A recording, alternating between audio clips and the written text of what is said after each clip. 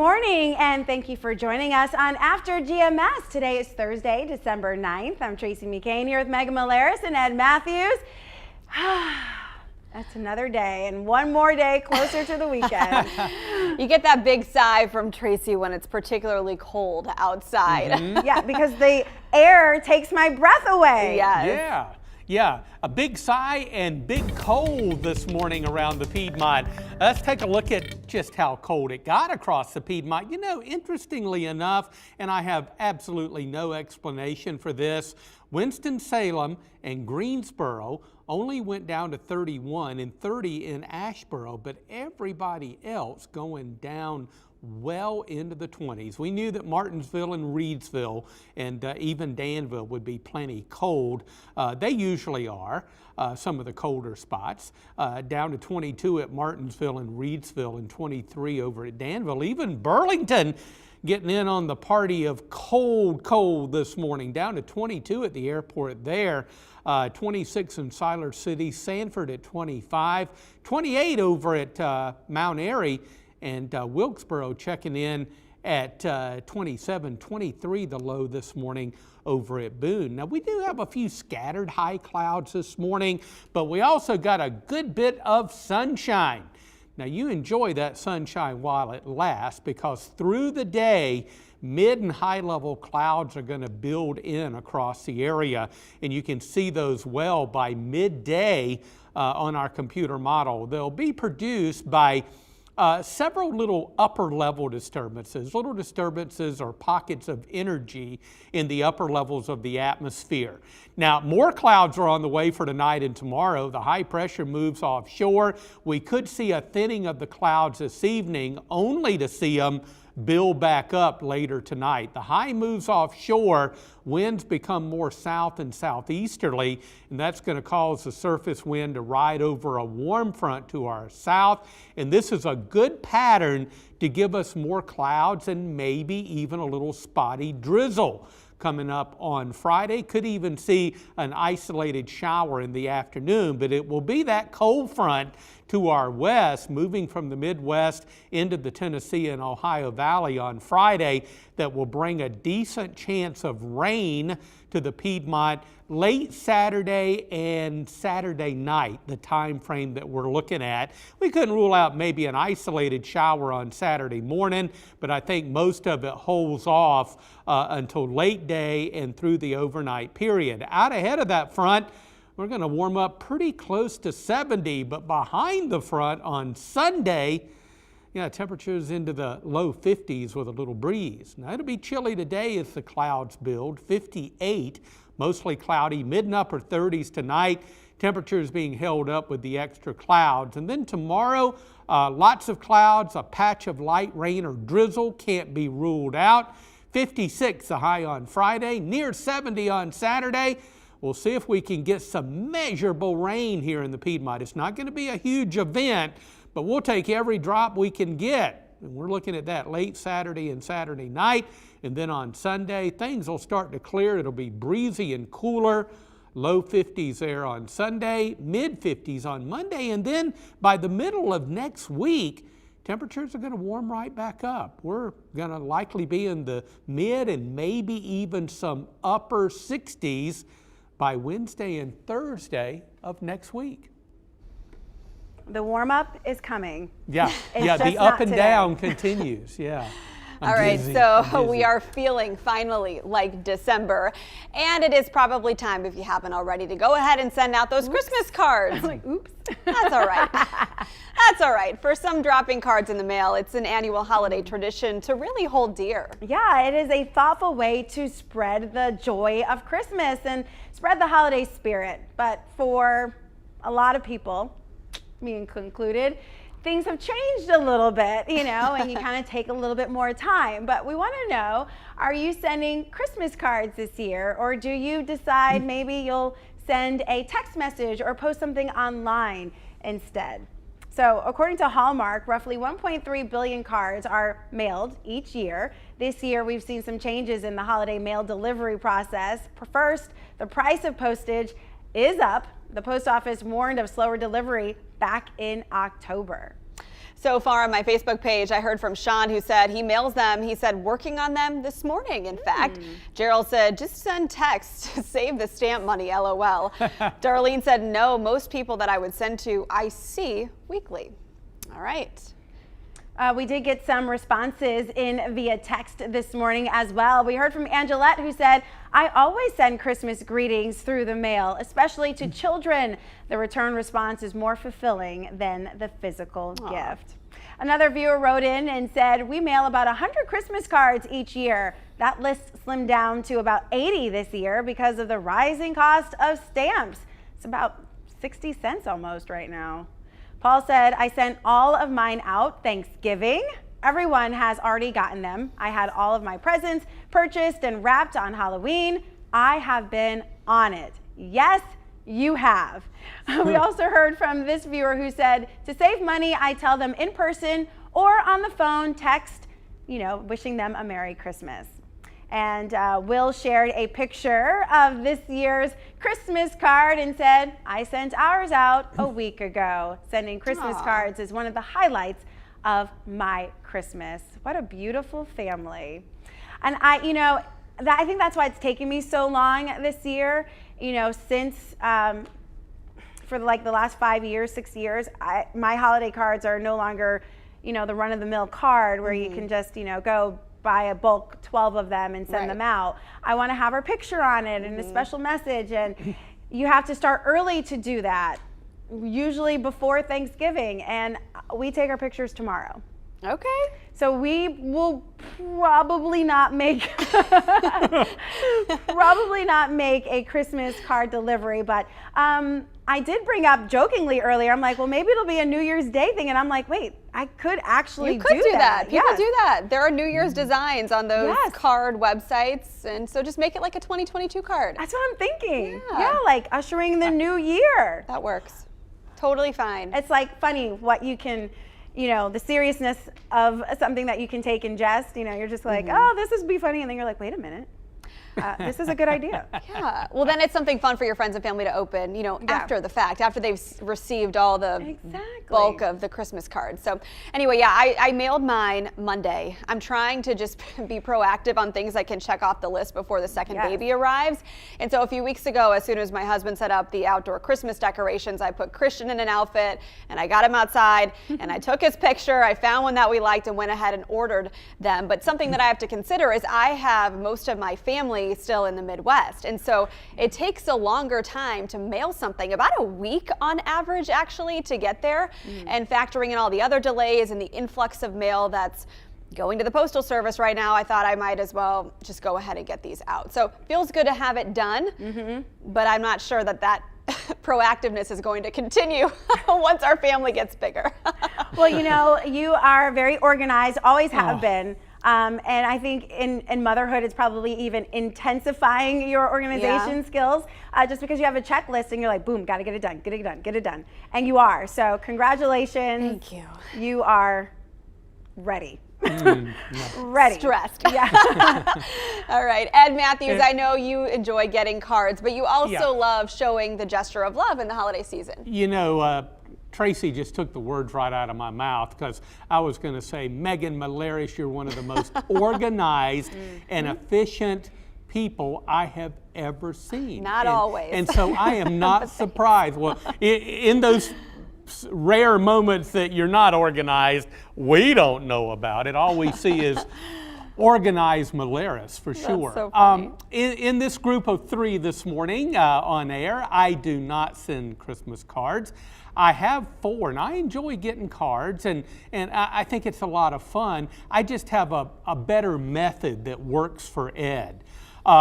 Everybody that I get a card from gets top priority. I either see them in person. If I don't have their phone number or they're far away, I'll send a text. But usually I just really like to make a list, and I literally sit down and make a list of people that I'm going to call every year and wish them a Merry Christmas and have a bit of a conversation with them on the phone. I like cards, I like receiving cards, but I think it's a little extra personal touch. And it takes me a while to make the list, and it takes a while for me to, go through the list and make the calls and things like that. I mean, I could just as easily go on my contact list here, and I will go through that contact list on my phone. Yeah, this person gets a call. No, this person doesn't get a call. But that's kind of the way I do it. Yeah, I mean, I feel like that is a very, just a personal way to share your thoughts for the holidays, to share your appreciation for the person that you've taken the time to call. I think that's very thoughtful. I mean, I know you consider it cost effective. Oh yeah, cheap. Hey, go ahead and use the language that I would use. Cheap. Cost effective. Cost effective. Frugal. Cost conscious. Exactly. But I do feel like there is a special touch that is added when you do make those phone calls. I'm very blessed to have my family basically in this area. I have a very good friend who's in Atlanta, but other than that, all of my family and friends are right here in North Carolina, except for friends I went to college with. They're scattered about, but the ones who I really keep in contact with every day. So, a lot of times I will mail Christmas cards to people who are a little bit further away, but we've been lucky to see people, and so I can hand them to everyone. Or make a calendar, which are, if you do that, you're going to pay more for shipping. So one year we made family calendars and we handed it out to people at Christmas. Not going to be able to do that this year, but that's a goal for next year. But yeah, I mean, it's so nice to have family around. And when they're not, picking up the phone is like one of the best things that you can do. Yeah. To stay in touch. It is, and it's hard to decide sometimes who to send your cards to every year. It's so expensive now, with postage being 58 cents, I believe now, for a forever stamp. I mean, it really adds up to mail something. So you have to kind of be selective in your list. I've pared mine down over the years, mostly to family, close friends, or people I know are likely to send them back, or people I know who are likely to really appreciate them. You also have to think, if you send them to whoever, are they going to feel bad because they don't have a card ready to send back to you? And so, kind of all these factors have to be considered in deciding who gets one. And so that's helped me in my decision-making process. Well, I mean, you have a lot to consider Yeah. right now. So a lot of people, I wanted to read you this comment from Joanna. She said she can't wait to see your baby. She said she loves babies. Thank you. Yes, Getting close. I know, we are. We're only a few months. I say we. Like I'm your birthing coach or partner. We're only a few months away. We're all a family here, you included. Thank you. I'm a little too involved, apparently. So Tracy said, yes, every year she still sends Christmas cards. She has 3 more to send out today. And then Joanna said, I send Christmas cards to Poland for my family. Joanne said, I send very few Christmas cards, a few elderly friends out of town, to sick or shut-ins. Virginia said she mailed her cards yesterday, and Jen says they're in the mail last week. Billy Ray Shue said they haven't sent anything out yet, so woohoo! We're on the same page. And then you mentioned that you scaled back, as you said, who to send to because it's so expensive. Yeah. And I think Walter is waiting for something to come to the mail, or hopefully. Looks like you're having a pretty hard experience with the Postal Service right now. I hope that gets remedied very quickly. That's a concern. Yes. Yeah. If I'm mailing something in bulk, by the way, I take it to the post office because I just feel it's more secure there. It gets out faster than waiting in the mailbox. And, obviously then you're subject to porch pirates or people who might try to take advantage or see what you have inside those envelopes. Yeah. And also, it's just the benefit of knowing that you handed it to a person. Yeah. Here you go.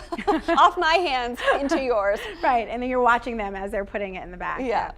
All right. Thanks so much for this conversation. We have another one ahead, and it has to deal with Disney. All right. That's fun. We'll talk about it soon. Let's get to some morning headlines first. Some huge news in North Carolina politics with implications that could be national here. North Carolina primary elections are pushed back 2 months. The state Supreme Court made the decision yesterday because of challenges to redistricting. Primary elections were supposed to be March 8th. Now they are May 17th. The state Supreme Court made this call because it says lower courts need time to consider the handful of lawsuits against the new district maps. Those lawsuits argue the maps are illegally gerrymandered. Republican lawmakers who led the remapping process say the new lines are legal.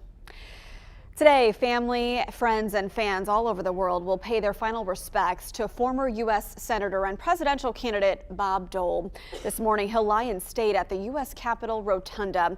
Dole spent 30 years serving in both the House and Senate, and in February, he announced he was diagnosed with stage 4 lung cancer. He died Sunday at home in Washington, D.C. He was 98 years old. Well, Pfizer says new lab data shows a booster shot will be effective in keeping you protected from the Omicron variant of COVID. That's just one reason health leaders are encouraging you to get a COVID vaccination and then followed up with your booster. WFMY News 2's Itinese McMiller is taking a closer look at Pfizer's booster and how effective it is against this new strain. Health leaders say Omicron, the newest strain of coronavirus, is a variant of concern. It hasn't made its way to North Carolina, but local health directors say it's only a matter of time. But the good news in all this is a Pfizer booster shot can provide strong protection against Omicron, according to research from Pfizer. Here's what the samples show. 2 Pfizer doses don't hold up as well against Omicron, but a booster provides 25 times more antibodies, meaning the extra shot in the arm gives you 25 times the protection against the new variant. The data shows 3 doses can fight Omicron just as well as the 2-dose vaccine did against the original variant. In short, the extra shot can keep you from contracting a severe case of COVID.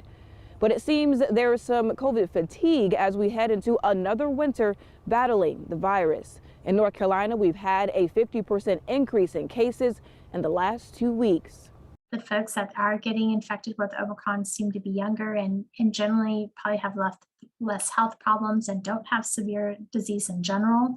So, we're trying to take as much information as we can in these preliminary studies, but I think at this stage, the common themes that we're seeing is that if you're vaccinated, you do better.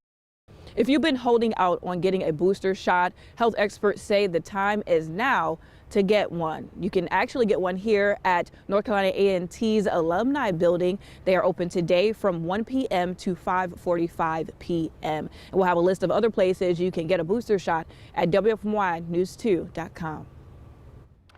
Well, you can start returning to Pilot Mountain State Park over the weekend. A portion of the park will reopen nearly 2 weeks after a wildfire closed it. The Grindstone fire burned more than 1,000 acres, and rangers say a campfire set in an unauthorized area sparked the blaze. To be clear here, the entire park is not reopening. The Yadkin River section opens Saturday morning. The mountain section remains closed because it needs repairs. All right, our next conversation this morning is about Disneyland and navigating all that you experience when you go, avoiding the crowds, maybe not being in long lines for popular rides. Well, it could be a little easier now. Disney has rolled out its new Genie on its app, which for a price replaces the Fast Pass. We want to know, what is your favorite Disney memory, your favorite experience? Maybe it's one of the theme parks. In the meantime, here's a little information about the new app while you leave a comment here on our feed. The basic Genie service, which is free, will let guests know estimated wait times for various attractions. It'll also allow you to make dining reservations or place mobile food orders. For an extra $20 a park ticket, visitors can get the Genie plus the service, which also includes access to the Lightning Lane for one attraction at a time, as well as unlimited photo downloads. The Disney Genie service is available through the existing Disneyland app. All right, now that we have that information, the question we're posing this morning is, what is your favorite Disney memory? You can type it in the chat, and we'll start with Ed Matthews. It was a long time ago. I've been Disney World in Florida, Disneyland in California. I've had the great fortune to go to both of those, but it was years and years and years ago. I'd like to go back, but I think the thing that really, really struck me was after seeing, you know, Mickey Mouse and Minnie Mouse on TV for many, many years and seeing them in person. It struck me, and again, I was much, much younger, but it really struck me. But that is paradise and fun for young children and older children alike. Yeah, absolutely. I remember going to Disney World in Florida with my family. My last trip was probably when I was 12 or 13 years old. And I was with my family, and that was one of our last final family trips before I went to high school. And then, you know, when you're younger, you go on family vacations all the time, but you know, you advance over 18 and all of a sudden those family vacations cut down a little bit. So yeah, that was fun. I remember Disney very vividly, but my favorite memory now is taking my children to Disney on Ice just over the weekend. So it wasn't Disney World or Disneyland or a theme park, but seeing the joy in their faces. I mean, we have a picture of Simone watching Disney, and just like her eyes were so big, and you could just feel the excitement. And that was a great experience. And now she's, you know, in her socks on my kitchen floor, pretending that she's skating on ice. It's awesome. But that is my favorite Disney memory. Yeah. Now, but I'm sure once I'm able to take them, that will adjust. I'm excited about that day too for my family. My favorite memories with Disney are honestly just the movies. You know, grew up watching all the classics, and it's so fun to see them sometimes back on TV. And I'm sure as my son gets older, he will be watching some of those same movies I watched as a kid. I've never been to the Disney parks. My parents, we were very blessed, took us on many vacations, but we did not make it to Disney World or Disneyland. I mean, we lived in the Midwest. It was a little bit of a haul to go to Florida or California or on a cruises of which are very expensive for Disney. Especially 3 kids in your family. Yeah, 3 kids in our family. So that is something I hope to take my son to experience one day. And my mom said she would like to come along to have that same experience too with the grandkids. That is the best thing you can do, because then you have a built-in babysitter. And just help, like, keeping a track of everybody. Exactly. That too. But I was thinking, you know, you could sneak off and have dinner with Trevor. That'd be nice. Right. I'm sure she wouldn't argue with you on that. More time with the grandkids. Right. Well, obviously, you know, this is probably going to take a while for people to write their favorite Disney memory. I mean, it's a lot to type in a chat. So we will see if there are any comments that pop up. If not, we'll just go ahead and get to our forecast. I see a couple here. Okay, Linda good. said, I went to Disneyland back in the 80s when it was much cheaper. Getting on Magic Mountain was scary, but nice. We went to Epcot Center as well. She said she would love to go back. We heard from Sean, whose favorite memory is the Disney Hour on TV. It would be a cartoon or a short movie, or sometimes a 2-part movie. So some fond memories there with both the television productions of some of these Disney favorites and, of course, the theme parks that everybody knows and loves. Yes, absolutely. Isaac just weighed in and said, my favorite Disney memory was watching the first movie, The Rocketeer. And go ahead. Then Ty added, my favorite Disney movies are watching the movies Snow White and Fantasia. Yes. All right. Well, this is a good way to start your Thursday morning. The other good way is to find a coat and a scarf. Maybe some gloves today, Ed. It was really cold first thing this morning. Yeah, still quite chilly out there this morning, although we are seeing some sunshine. Not going to last very long. I think as we go through midday and especially the afternoon, some high-level clouds will start to streak in. Some are around, but they'll really thicken up throughout the day. That's going to limit any warming through the day as we have high temperatures in the upper 40s, and then tonight cloudy, mid and upper 30s, so the clouds act as a blanket to kind of keep the temperatures elevated. It won't be nearly as cold as those 20s that we had across the area this morning. Tomorrow, a cloudy day. There could be a patch of light drizzle or maybe a spotty, isolated shower in the afternoon on Friday. We're up looking at a high about 56. Saturday will be the warmest day in the 7-day as we get into the upper 60s to near 70. We'll be on the lookout as a cold front moves through for some late afternoon and overnight showers Saturday night. Not going to get a lot in the rain gauge. Maybe, if we're lucky, 1/4 of an inch of rain. That would be fantastic for those of us who missed the boat yesterday, which was a large part of our viewing area.